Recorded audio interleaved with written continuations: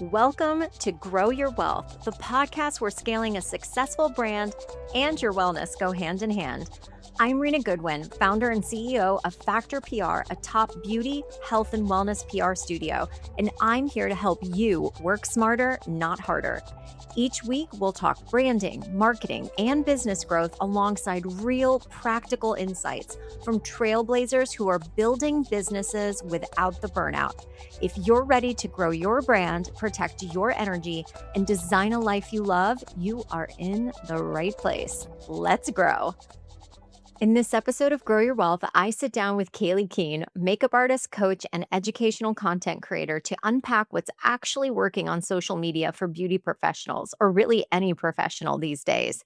Kayleigh shares her own journey navigating the ever-changing world of content creation, including her shift to long-form YouTube, the rise of TikTok-style algorithms, and why follower count is no longer the strongest indicator of success. We dive into common content mistakes, the power of personal branding, and how to become the influencer of your own business, even if you don't consider yourself a quote unquote content creator. We're also opening up about the importance of mindset work and showing up authentically to build real relationships and revenue online. So, whether you're a solo beauty pro, a service provider, a creative entrepreneur, this episode is packed with clarity, encouragement, and the action steps we all need to help grow our brands with purpose, not pressure. Here's Kayleigh. Kayleigh, welcome to the Grow Your Wealth podcast. How are you today?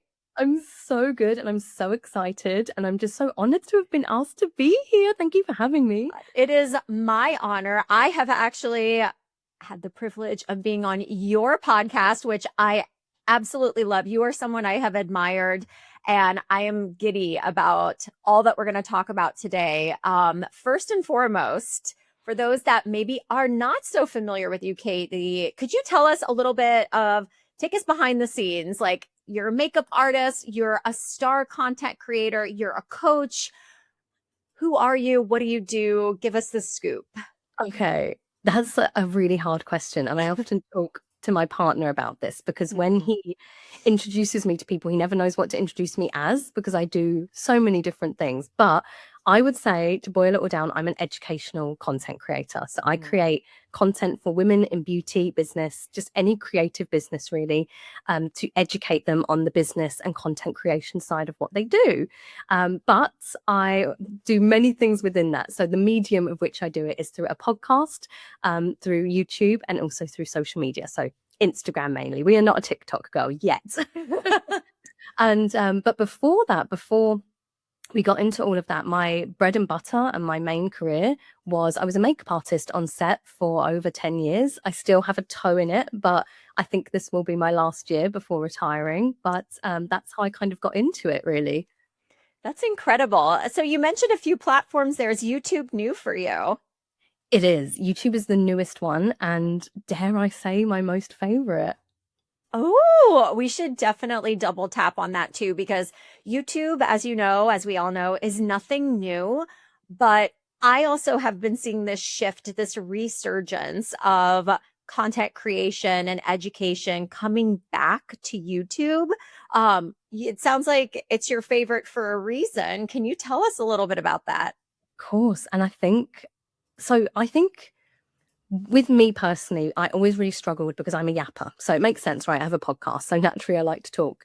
And I really struggled with the aspect of social media, in particular, Instagram. You have to fit the short form box, right? It's a short form creation app. And I just really struggled with that. I struggled with, like, if you didn't play that game, the algorithm would punish you. If your content wasn't like 10, 15, 20 seconds, you wouldn't get pushed out. And I just really struggled to do what I do, which is educate in the short form box, essentially. And it started with podcasting, and podcasting was like a real relief because it's like, oh, I can talk and actually do my job properly. But when I found, I don't know, 20-year-old me loved YouTube. So it was always that thing in the back of my mind where I was like, I would love to have done it, but I never had the confidence. But this job gave me the confidence because it's so camera people facing. And I thought, you know what, I'm actually going to give it a really good go. And it's just been the best thing creatively, more than business, because I don't earn that much money from it at all. But creatively, it's just everything that I wanted Instagram to be. And that's not saying I don't love Instagram and there's not a place for Instagram and what I do, but I don't know if anyone's listening or if you personally feel very confined by the limits that short form puts on you, long form really is amazing. It's just so fun. I can imagine too, it's also great for relationship building. I love the podcast too, but most people are going to listen to a podcast even. They're not always going to watch a podcast. And so I think long form affords us the opportunity to kind of lean into our gifts, but also help people form a relationship with us, particularly in an industry where you are serving others like you in this space. And I do want to talk about that because I feel like, as someone that has been watching you evolve, particularly over the last year, how you also show up, yes, has been changing, but serving, how you serve your clients as well, has been changing too. Which came first in terms of that shift, right? I would love to know, did you start with kind of the social? And we're going to talk about that in more detail here. Or was it that the way that you were serving your audience was changing and the way you had to show up on social had to evolve as well too? That's a really, really good question. I've never thought about that before, but I think honestly, the answer to that is a bit of both. There's many things that changed.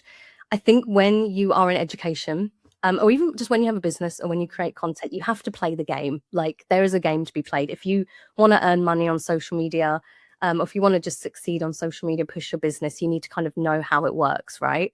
So there's certain things that the algorithm likes and doesn't like. So I had to always adapt what I was doing and how I was serving to the medium that I was choosing to do it through, which was Instagram. But obviously, you always have to keep up with other people as well. So it's the way humans consume content. And that has changed so much in like 2020 and beyond. Every single year, the way we consume has also changed. So I think being in the online space is really difficult because you are not just a business owner, you're a psychologist and you're an educator, content creator, editor. You're presenting, you're literally public speaking. But then alongside that, I also think I had to change. I think I was the biggest thing that had to change because I had this mission, which was to help people and to talk and to connect with people. But I'm very naturally introverted, and I think that really surprises people because I don't like, I'm not a sociable person at all. I barely leave the house, and I love that. I love that for me. But I'm cripplingly shy, and in school I was cripplingly shy. So it was always this conflict between really having a yearning to do this, but battling with who I am essentially, which is this really shy person. But then it's a skill you learn. And I think that's one thing I've really learned is you can switch it on. Like a model, whenever I was doing a model's makeup, they would be this really normal person in the chair. I'd be looking at them like how, like, not how are you a model, but like, when does she switch it on? And then as soon as that camera's on them, they switch it on. And it was a skill that I had to learn in order for me to do this job. I had to learn to switch that on. That is such a great message. And I just want to thank you for that as well, too, because I think so many of us in business in particular see people playing that role, right? And think that that's how they naturally are. It must come easy to them. But I'm hearing kind of a different case with you, right? Like, you're like, no, I like work really hard to do this for my business. And you're so good at it. You don't look like you work very hard. Thank you. It's a switch. It's a switch. And then as soon as I walk out of this office, I just go back to, not that they're two different people, but it's just a skill that you tap into, like, I don't know, when you end your work day, you kind of just melt on the sofa, and that's my version of it. But I always find that really comforting. And I wish I had heard that when I was 20, to be honest, is that if you are not good on camera, you can learn it. Like, you can learn to be good on camera, you can learn to speak. But I also do think a lot of it comes down to how strong your why is, how bad you want it. Absolutely. I love that too. One of the things that really caught my attention a few months ago, Kayleigh, that you would sort of share are these little shifts too that you have recommended based on your experience, based on your research for business owners, other makeup artists, others in the beauty and aesthetic space, just in terms of what they can do in terms of how they show up on social media that doesn't even require a camera. And in particular, just like these little signals that you've adjusted, even and something as simple as your bio. So I wanted to kind of bring us back to that moment when you kind of started on some of these shifts. And if you could also just talk to us about what are some things that, maybe someone is listening today and they're like, yes, I know, I'll hear you out on the camera stuff. What can they do today, right after listening to this podcast? Are there adjustments that you recommend, and why? Why did you decide to double down on something as minute as an Instagram bio? Does it really make a difference? I think it does. I absolutely think it does. Okay, there's two parts to this. Don't let me forget the Instagram bio part, because I will forget that. I think there's two parts to this. And I think anybody who is looking to do something online, they have to make a decision. And I think that decision is whether they want to be a personal brand or whether they want to be like a business brand. And I think that really determines how you show up, and those little nuances and those little things that you do. Like, it determines the bio, it determines every action that you take online, essentially. So the difference is, for anybody listening that doesn't know the differences between that, in my opinion, a personal brand is a brand or a business that a face is connected to it. So I'm a personal brand. I am the face of the brand, essentially. If I stop showing up on camera, the brand stops existing, essentially. Whereas you don't have to do that. And I actually had a conversation with one of my students this morning, who was telling me every piece of advice that I hear is that you need to get on camera. It needs to be your face. And I said, I'm going to tell you the best thing you're going to hear. You don't have to do that, because there are other ways of building a business. And that's where the business brand, I don't know how else to call it, so I call it the business brand, comes into it. And the best example that I have of this is Apple. Okay. Apple, there is not a face of Apple. I can't tell you who the CEO of Apple is. I can't associate a voice with Apple, but they lead with their product, and they lead with reputation, and they lead with just their name. And I always think whenever you are stepping into the online space, you have to make a decision on what kind of route you want to go down, because it's going to make things so much clearer for you. And I think both have positives and negatives, but both will impact how you show up, your marketing, and the bio. So again, related to that, if you are a personal brand, me as an example of this, I had to work out who my business is for, who my brand is for, who my content is for. And I think the slight tiny nuance there of the bio, somebody who stumbles across your Instagram or any profile, they skim it in less than 3 seconds. I hear it's something like 0.5 seconds now. And then our brain makes the decision to go back or scroll down. You want them to scroll down, right? And the bio is part of that. And your bio is you literally telling them whether your content is for them. Somebody who is looking or searching, they're going to be looking for themselves in your bio. So I always tell makeup artists, you need to have who your client is in there. And you need to have it really niched down. I think a common thing that makeup artists do is they'll put like bridal makeup artist. Well, that's great. It's telling people what you do, but it's not actually telling them who you are or who you're for. So I always say, try and niche down into what kind of makeup you do. Is it soft glam? I think even that's not niche enough. Is it editorial? Is it alternative? Like, tell people so clearly that a 3-year-old could understand who you do or what you do and who you do it for. And that's the power of the bio, because if somebody reads that bio and feels seen in some way, they're going to scroll down, and then they're going to potentially follow you, potentially work with you. But the bio, you will structure it really differently depending on whether you're a business brand or whether you're a personal brand. So did I answer that question? Absolutely. Yes. And you actually answered another question that I was going to ask you, just in terms of really the difference between showing up as a personal brand or creator and being a business owner. That being said, I love what you mentioned too about needing to make that decision, because essentially who you're speaking to is going to fluctuate based on that decision. And honestly, putting together a plan of what you're going to talk about, I think, hinges on that. So I think that is extremely smart and wise. And it's just such a great time and energy saving tip. Like, you don't have to be all the things to all the people and follow all the trends. I just recorded a podcast episode recently about that very same thing. Like, you're going to burn out, right? If you chase your tail trying to be like someone else other than yourself. But that being said, what are some of the mistakes that you're still seeing that a lot of beauty pros make when it comes to their content itself? So we talked a little bit about the bio. You have been very vocal about that doesn't stop there. The content's evolving. People's behaviors are evolving as well too. What mistakes are you still seeing? Oh, that's a real juicy one. That's a real juicy one. I think right now in 2026, and content changes so rapidly. So if you had asked me this like 6 months ago, I think I would have had a completely different answer.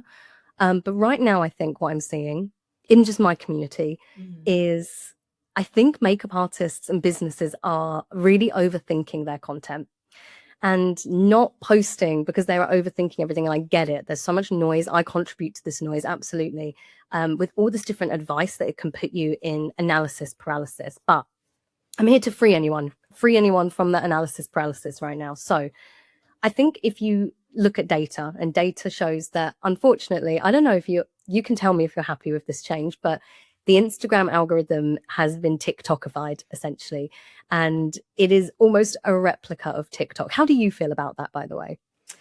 So I am not on TikTok very frequently. And the reason Same. being is that I feel like when I go on TikTok, I am being just overstimulated with content, which not to say that Instagram is content as well too. I feel like, to your point about the short form, the pace, it's like attention spans mine are shrinking on Instagram like they were on TikTok. So in terms of how I feel about that, I mean, it is what it is, I suppose. Like, there's nothing I can do about it, but I think it's not making yours or my jobs easier to show up and get seen, right? Yes. It's Yes, harder. absolutely. Absolutely. And I feel exactly the same. I feel constantly frustrated with the online space and just how quickly it moves and how our attention spans are like this big as an ant now. Yeah. One of the biggest things that we're seeing on Instagram in particular is that just how they are trying to be TikTok. And TikTok's algorithm is called an interest-based algorithm. So instead of, well, if you go and look over at TikTok, anybody who is a TikTok scroller, I am, we don't tend to follow people, right? Like, I don't think anybody really follows anyone on TikTok. We just scroll the feed, and the feed is where most people live. So people aren't venturing onto profiles very often. And there's positives to this, I think. Especially if it comes over to Instagram, which is this very curated, very perfect app, right? There is a freedom that comes with that. And it comes with it in an aesthetic way, but also in a very freeing way when it comes to content creation. So when you are looking at an interest-based algorithm, people that live in the feed, which is where most people live on TikTok, they are being fed things that they have signified in some way that they are interested in. So if TikTok sees you are constantly interested in dogs, it is going to give you loads of dogs. If it sees you watching a particular creator, it's going to show you that creator a little bit more. Whereas the typical Instagram feed, the way that it's traditionally been, is the feed it shows you people you follow, and that might be a mix of things you are interested in and things you're not interested in. It's slightly now changing. In fact, I'm pretty sure they've even confirmed it themselves that now Instagram is going forward with an interest-based algorithm. So they're going to be copying TikTok essentially. Frustrating, yes, but very freeing as well, because it means things like the feed do not matter. Like, you do not need to worry about cover pictures and how your grid looks, because nobody's really going on it anymore. Nobody really cares that much anymore. All they care about is the content. And I think there's a really nice focus now back on the content and the creativity behind it. So this kind of brings me back to the mistake in a really long-winded way. I think the mistake that a lot of us are making, myself included, because I'm chronically type A, is that we overthink what we post. And we don't need to be doing that anymore, because the algorithm is going to feed your content and connect your content to the people that are interested in it. And it means as well that you can be in a little bit less of a box. So makeup artists, a big thing that I see with them is they feel like they can only post their work, right? And now there's a real shift because of this algorithm situation. Before, the niche was makeup, but with an interest-based algorithm, you're the niche. And that's a really hard thing to get your head around, but it's also really creative because now you can kind of post not about everything and anything. You still have to be a little bit niched, but you can post a bit freer and a bit more creatively. And I think that's the thing we're all going to have to unlearn, especially if you're a millennial, especially if you're type A, because we're so used to being in that box and in that perfect box as well. Mm. What do you think of that? You're convincing. You're very convincing. I convincing in terms of maybe I do like this shift, because what I'm also hearing in terms of opportunities with this direction is that perfectionism is a thing of the past as well too. It really comes down to whether or not your content is resonating and is therefore getting served to the people that you would resonate with, essentially. And so rather than focusing on aesthetics and perfection and all of these things, it's really about substance, which I think is important too. Like, I don't remember the last time I shared a piece of content because it was aesthetically beautiful, unless it was like to travel somewhere, or like an interior design or something like that. But it made me feel something, you Yeah. know? Yeah. So Yeah. I can definitely see that shift, and also see how much more freeing it is, because it just feels like it's authentic, and almost gives you more permission, I would think, Kayleigh, to show up as you are, because people that are interested are going to find you, Mm. or at least going to discover you, because it's an interest-based algorithm, like you said. I kind of like this. So it sounds like the mistake that we're seeing is that people are just kind of a little bit stubborn to change, maybe, because the other thing about aesthetics, and I am totally guilty of this, is that having a beautiful feed feels like control in a way, when we can't control a lot on social. So that's definitely a mindset shift, I think, Yeah. too. Yeah. It's going to take so much unlearning. Like, I stop myself all the time from posting things because there's no cover photo or because the lighting isn't perfect. And I'm like a sucker for that stuff. Like, I Yeah. love like that thing. Then, but I think also as well, it's this new generation that's coming in, Gen Z, and I am fascinated. Like, I have this really strange fascination with all of the different generations and what they like and how they like to be marketed to. And I think Gen Z, for a lot of us, I don't know if this applies to your business. You can tell me if it does, but for makeup artists, it's especially bridal makeup artists, they are targeting a moment in time, right? Which is someone getting married. And that is very generational, typically. Yeah. The millennials right now, they are, for the most part, apart from me, married, right? So the data is showing that there are less millennials getting married generally. Who's the next generation to get married? Gen Z. And the way that they use social media is completely different to the millennial, and the things that they prioritize and how you sell to them and what they're attracted to. And I find that so fascinating, scary.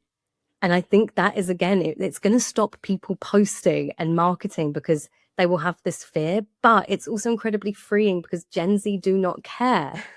So it's all this massive contrast. It's this massive contrast of just unlearning a bunch of stuff that, let's be frank, Instagram has made us learn, Mm-hmm. you know? Absolutely. I mean, I've been working in marketing for 20 years, and I remember we were the ones that had to come up with the strategies from scratch, right? There were distribution channels, billboards, posters, flyer, things like that, a little email. And now our strategies completely revolve around the distribution channel, right? And we have to learn how those distribution channels operate in order to be able to leverage them for the success of our business. So, I love that you've also carved out your own niche, just in terms of helping makeup artists in particular, as well as beauty experts, transform themselves and transform their content strategy, most importantly, to not only fit into this algorithmic box, but to really stand out and scale up their businesses, which is absolutely incredible. You yourself have even rebranded yourself. I saw your, what is it? Fairy godmother, business bestie. Like, I love that. So how are you working with your clients on this right now? Oh, this is a really hard question. And I'm going to be really honest because I know this is the kind of podcast where your viewers would be interested in this. But that there, like that rebrand, I think on the outside probably seems really fun and like um just really like maybe perfect. But actually it was 2 years in the making. Because I found, and again, please chime in if you also found this, but I found when I entered my 30s, I don't have children, but I know this happens a lot when you also have children. But in my 30s, I found that I didn't actually have a personality anymore. I did, but I lost a lot of my identity. And I think a lot of that happened when I dove too deep into my business. The more I worked, the less I had a personality and I had an identity. And I think as well, when you enter your 30s, a lot of in shifts happen, don't they? And I noticed that I looked at myself and I was like, there's nothing about me. Like, I'm so plain. And like, to be frank about myself, that's how I felt. I didn't feel comfortable. I didn't feel confident in any aspect. But I also recognize like my goals. I want my podcast to be in like the top 10. I don't want it to be in the top 100. I want it to be in the top 10. I want to speak on stage. So I had this really conflicting battle in my head of, I have these goals, but I'm also not confident in myself and I don't know who I am. So I had to go on this really big, I'm getting deep, but this really big identity shift, or not shift, but I had to really figure out who Kayleigh is. And it took years. It took years of just actually saying no to my business. And it sounds so simple. People are going to laugh, but just actually like having time for me again and figuring out like, what am I interested in? Having hobbies, trying new things, having time in the evening where I am not consuming content. And I noticed this in myself. I would wake up in the morning and I would go and have a shower and I would put a podcast on.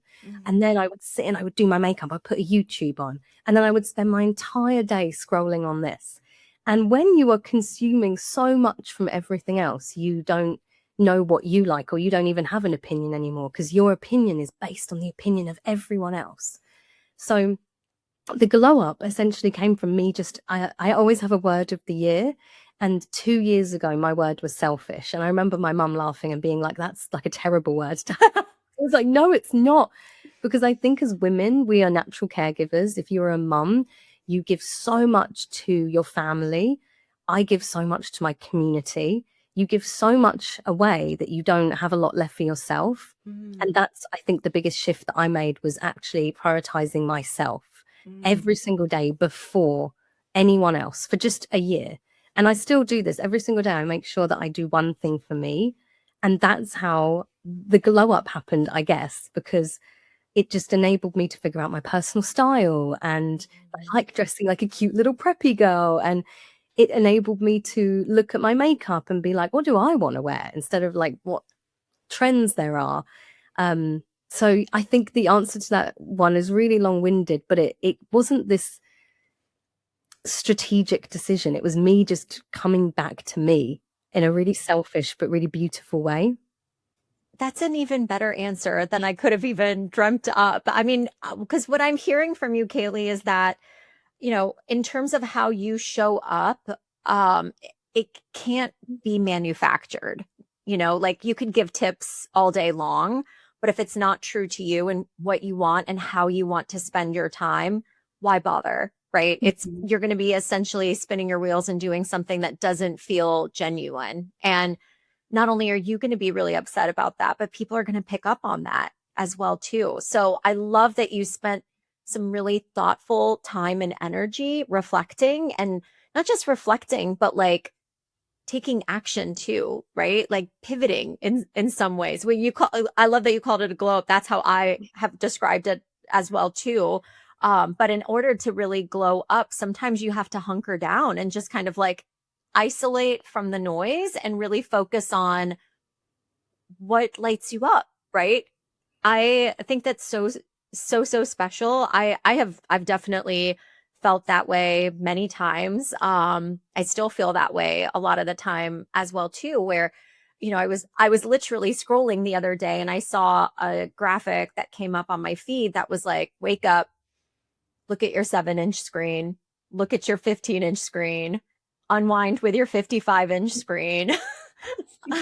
head to bed, sit with your 7-inch screen. It's like, oh my gosh, it's toxic. It's just too much. Like we're at the threat of losing who we are, right? I mean, this is like, I won't go on the tangent. Like, this is why I have 2 daughters. I'm like, you will absolutely not be on social media until, not even get a phone until maybe you can drive, you know? It's just because it's like you want them to know who they are and what their interests are, and not just, I think it's fine to borrow interests from people, but not confuse your identity with someone else's. Because I always tell my girls too, I'm like, no one will ever be you, and you will never be anyone else. So why are we wasting our time trying to be someone that we're not? So I think that self-discovery that you just shared is probably the best investment that you've made in yourself. So I don't think that's selfish at all. Thank you. I appreciate that. And I agree. And I think as women, we shouldn't look down on the word selfish. Obviously, in some contexts, yeah. But I think we all, every single woman listening to this should be a little bit more selfish. I've never met a woman who is too selfish, to be honest. I've never met that. So I completely agree. I completely agree. And I think anybody who feels that way, where you don't know who you are or what your interests are, and if you feel plain and boring like I did and unconfident, because that's what it all boils down to, is a lack of confidence, and you have bigger dreams that you know you need that to do them, then I think having one year, I think 1 year was the year where I got back on the path for it, right? Where you have moments of silence. I think silence was so useful for me. My best ideas don't come to me when I'm scrolling my timeline. My best ideas come in moments of silence, like when I'm by myself on a walk without a phone, you know? So I think, yeah, just be selfish, be proudly selfish. I have goosebumps. I literally met with my business advisor last week and said the exact same thing. He's like, I feel like I've had to help glow up my business and transform over the last 8 months. And he was just asking me to reflect on what was it, you know?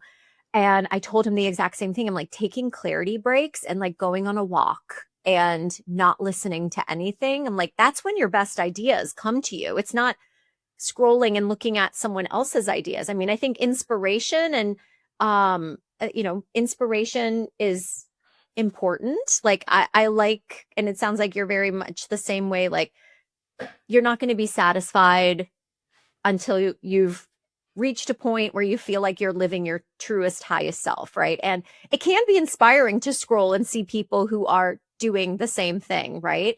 But that being said, like that's their path, that's their journey. Yours is going to look a little bit different, and the unlock might be very different for you too. I mean, like I feel like social is so distracting, and I'm recording an episode in the coming weeks about the difference between distraction and inspiration.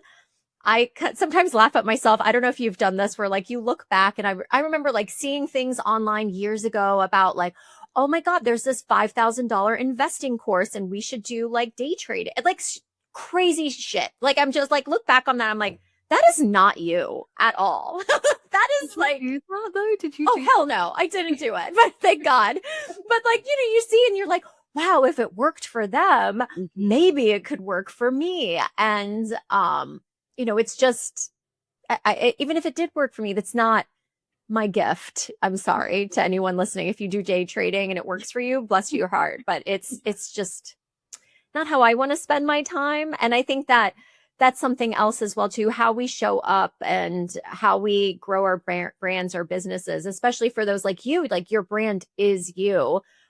You are the most important investment that you're going to make. And so do you find that with a lot of your clients, that's one of the biggest shifts that you see, is just trusting yourself? So I think, yeah, I completely agree with that. But I think actually maybe this is the answer to the question that you said earlier. What's the biggest mistake I see? Because I think a big mistake that I actually see is that lack of identity, that lack of selfishness, and that trying to be. And listen, I've done exactly what you've said. I used to want to, like, I used to look at Jenna Kutcher and think, oh my God, I want to be Jenna Kutcher so bad. Like, like everything she's doing, like I'm going to model her path. And it's so easy to want to be others, especially who model success. And then you put that ahead of who you truly are. So easily done. So easily done. Hi, friends. I want to tell you about our new and improved Authority Accelerator from Factor PR called RealFluence. RealFluence is the only membership that helps beauty and wellness founders grow their reputation and authority to attract new customers without endless discounting, advertising, or going viral. Inside, you'll learn how to get recognized for your product or your expertise, partner with other founders, and become the name people trust and talk about, all with the guidance and community to support you every step of the way. Remember, you can't buy authority, you have to earn it, and RealFluence is here to help. Visit therealfluence.com to get started. Sorry, my cough threw me off. What was the question? No worries. The question was the mindset shift. What do you think is the most important mindset shift for makeup artists in particular, but really anyone listening? And I kind of asked, is it trust, that they don't trust themselves enough and they need to trust themselves more?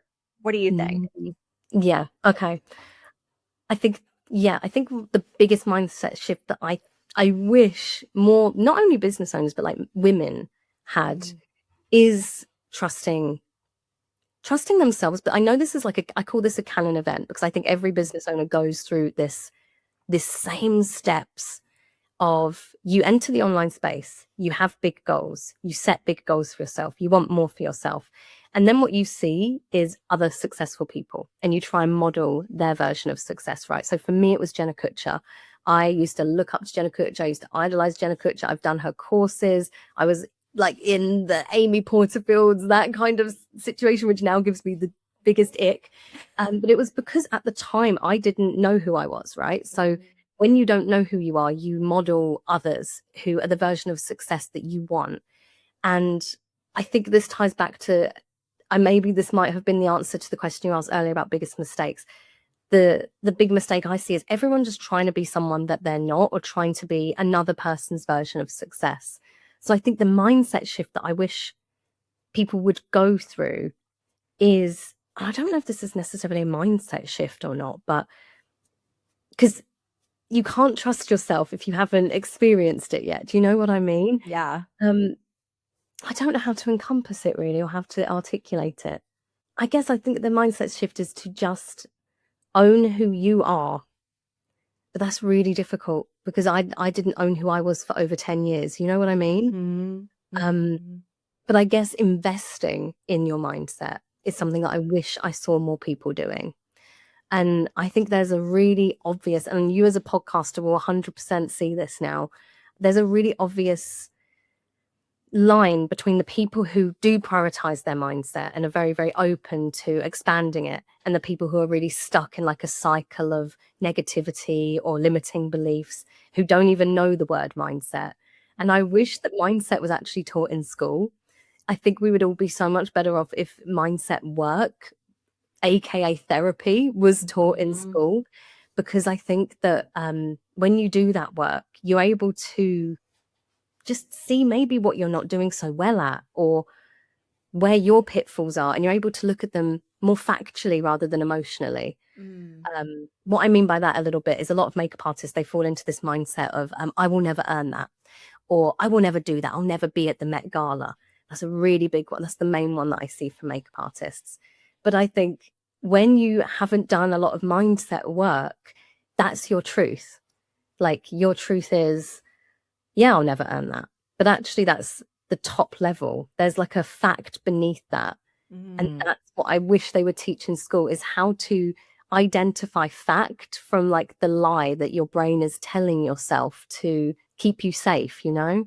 That was a really long-winded answer, so feel free to edit that if that was too fluffy. No, I love that. It's so important. And as a kind of newer podcaster, that's something that I do hear come up a lot for a lot of business owners and a lot of people that are doing this deep reflective work. I've joked before, but I'm like, wow, I never notice how much woo is like in our industry, but it's so important though, right? Like because and I think for maybe the old way of doing business, right? Like I didn't go to business school, but I imagine they didn't talk diddly squat about mindset or therapy or the lies we tell them. No, it is your balance sheet, your P&L, like all of these things, which yes, they are very, very important, right?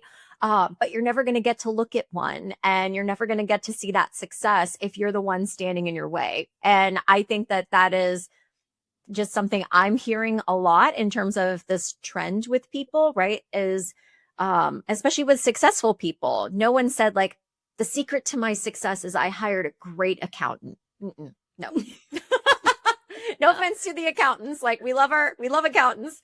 No, that's not going to unlock greatness. It's not going to get you to the Met Gala, right? And so what I'm hearing from you is that it's deep work. It's really going to come down to some of that deep work. Yeah, and confidence. Because I think mindset and confidence are almost one and the same. They both affect each other. And I think the more you work on your mindset, the more confident you become. Yes, I love that. And that maybe folds into trust a little bit too. Like I remember reading a quote about how confidence is not necessarily being or feeling brave. It's knowing that you are resilient and that you're confident to face even failure, that you will maybe not even bounce back, but you trust yourself to deal with it, right? Like that's what confidence is. And I thought that was like just such an interesting way of thinking about it. I love that. I'm going to use that. I know it's kind of cool. Just I have just a couple more quick questions for you, Kayleigh. I love that. As long as you need. I'm having so much fun. Hours if you do too, okay?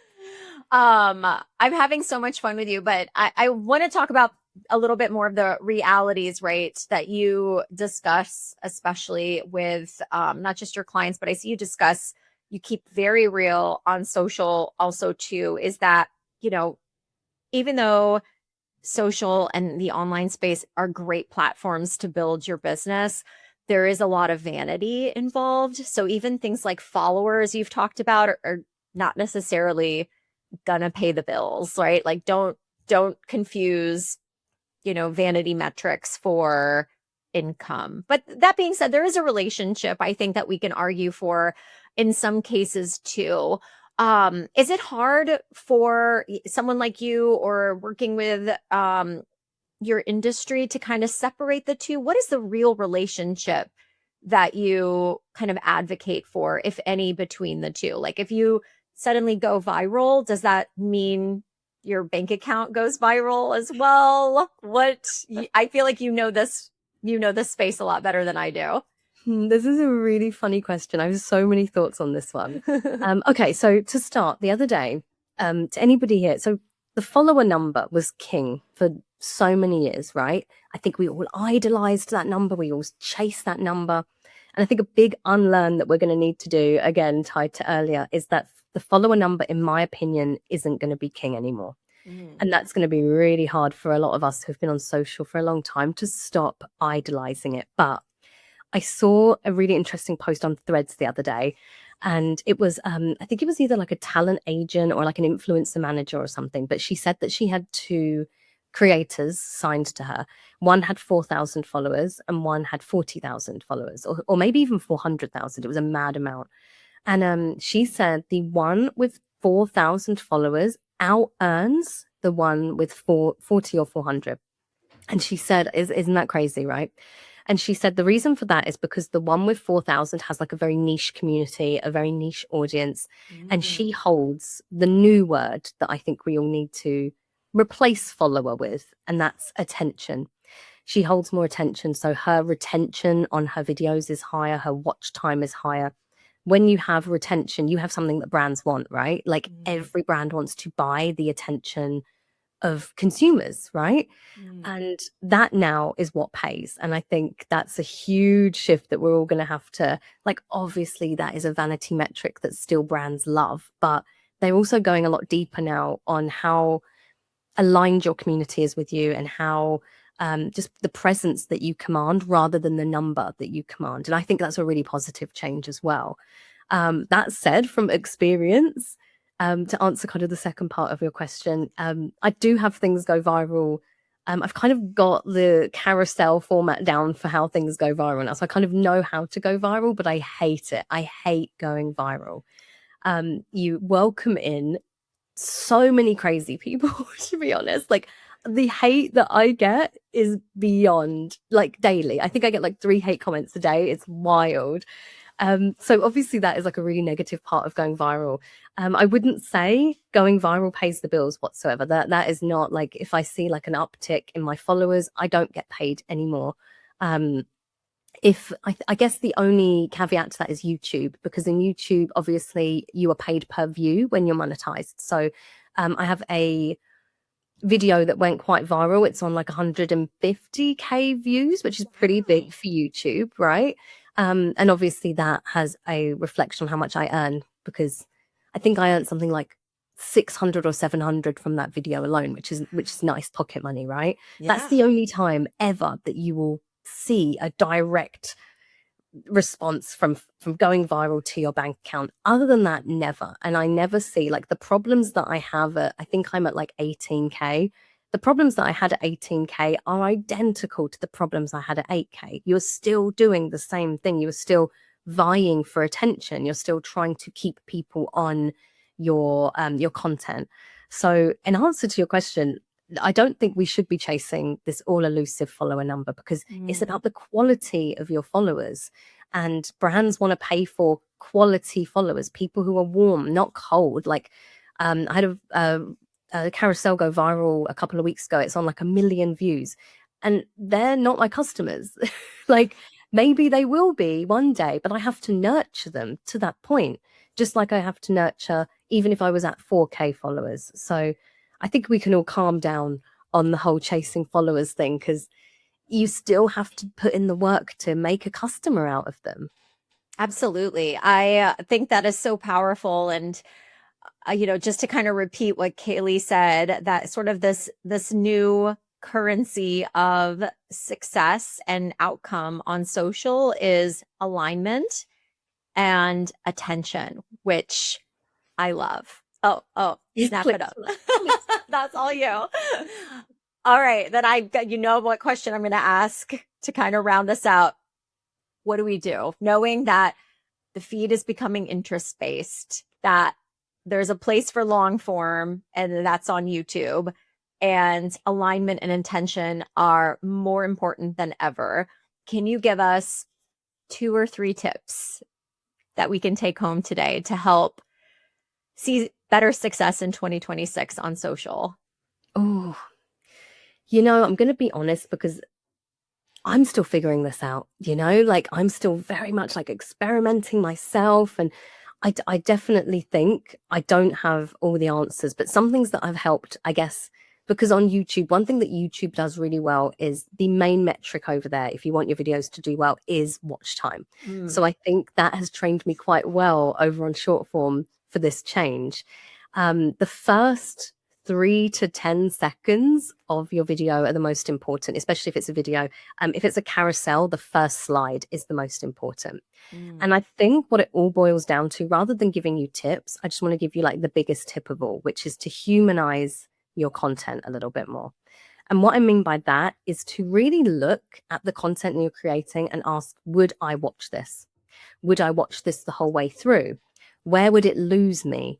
Would I scroll like this carousel? What slide would I start to get bored? Like, is my content boring? And really looking at your own content with not mean eyes, don't be mean to yourself, but with like subjective eyes, and really noting at the point you drop off. And I think you absolutely will resonate with this. I learned this from podcasting. If I'm editing and I'm bored, my viewer's bored, So you really have to not be emotionally attached to your content. If you're emotional, you put out content and you assume, okay, people are going to watch this because it's me, or they're going to watch this because of my talent, or they're going to watch this because they're my follower, but they won't. Because you're not above human psychology. You really aren't. If people's minds are switched off because of Our attention spans, we are not above that because of who we are, unless we're Beyonce. Do you know what I mean? So I think it comes down to you need to put the human back in your content, which is you. And the way that I boil this down on YouTube is whenever I feel I'm bored, I edit it. I edit it out. Even if I've spent time filming it, I'm going to edit that out. It doesn't matter because I'm not emotionally attached to my content. I try and make sure that there is a hook, and I hate that there's a hook, but we have to hook them in because that first 3 seconds, 10 seconds on YouTube is the most important. But really looking at your content and identifying where you lose yourself is going to help you create for humans. I think a lot of us create for ego and for algorithms. And what I would personally love to see is us create for humans again. The way we do that is by being a human ourselves and asking ourselves those questions when it comes to our own content. Perfection. I mean, yes, I love it. Oh my gosh. I have all the feels, but you're so right. Kayleigh, you are a gift. Thank you so much. This is, I'm on social all the time. I am always hungry for just learning and honesty too. And I would love if you could share with people where that they can find you and really kind of, I don't want to intimidate you and say study you, but you are walking the talk. I think this is why I invited you here. This is, I think, really important. And I know something about you is that you do project confidence and this sense of, you're just so humble. Like, you're like, you know what, if I've got to try again, I'm going to try again. And I think that's really hard to do, especially as a business owner, is to set aside ourselves and our ego and really show up with, you know, this willingness to learn and to give back. And you've been so generous just in terms of sharing what you have been learning along the way. I would love for others that are listening to take note and follow along on your journey. Where can we find you on YouTube, Instagram, not TikTok, Threads, etc.? Thank you. First of all, can I just say that was so kind and also so jarring to hear somebody say to me, where can we find you? Like, I'm so used to saying that. So that sounds surreal, but just thank you. Thank you for that kindness. My goodness, my head's going to be so big after this. If you would like to come and find me, follow me, the best places are at By Kayleigh Podcast on Instagram. But I think I personally am far more interesting on the podcast and YouTube. So you can find me at By Kayleigh or at by.Kayleigh on YouTube, but just type in By Kayleigh and it will pop up. My podcast is over there, so you can watch it there, or it's also on Spotify or Apple. We've just gone to video podcasting, so Rena, you can imagine the level of work that is taking. Do you edit, like, is this going to be a video podcast? It is a video podcast. We put it right on YouTube. And 2026, hopefully big plans for just really being more intentional about YouTube as well. But the podcast content, I'm still a newbie. So for the first year, Kayleigh, I was like, I just want to make sure I can do this and that I stay consistent.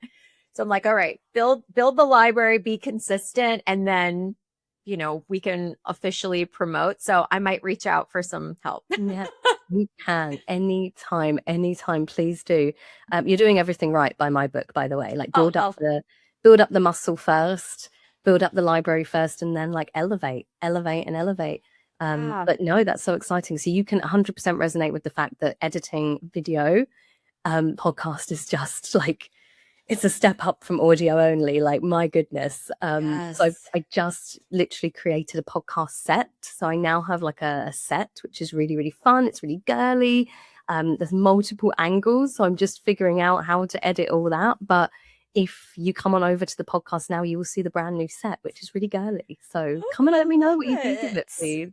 Oh my gosh. And yes, everyone listening, watch this on video too. Kayleigh is so adorable. I love the tie. Oh my God. She's extremely stylish too. So, not bad to look at. So can't wait to see the new set as well. We're going to drop all of the links in the show notes. So you'll have quick and easy access to be able to follow Miss Kayleigh. Thank you so much for being on the podcast with me today. It was such a pleasure. Thank you. And I'm so, so grateful. Thank you for asking me. It means the world that somebody wants to interview me. So thank you. And thank you to your listeners. I hope you enjoyed it. Thank you. Thank you so much for listening. I hope this episode deposited some useful advice and insights to help you grow your wealth. If you enjoyed today's episode, be sure to subscribe so you don't miss any future conversations. You can find more resources, episode details, and updates at growyourwealthpodcast.com. And let's keep the conversation going on Instagram. Follow me at Grow Your Wealth Podcast. I'd love to hear your thoughts, questions, or takeaway from today's show. Until next time, remember, burnout is optional. Take care, and I'll see you next week.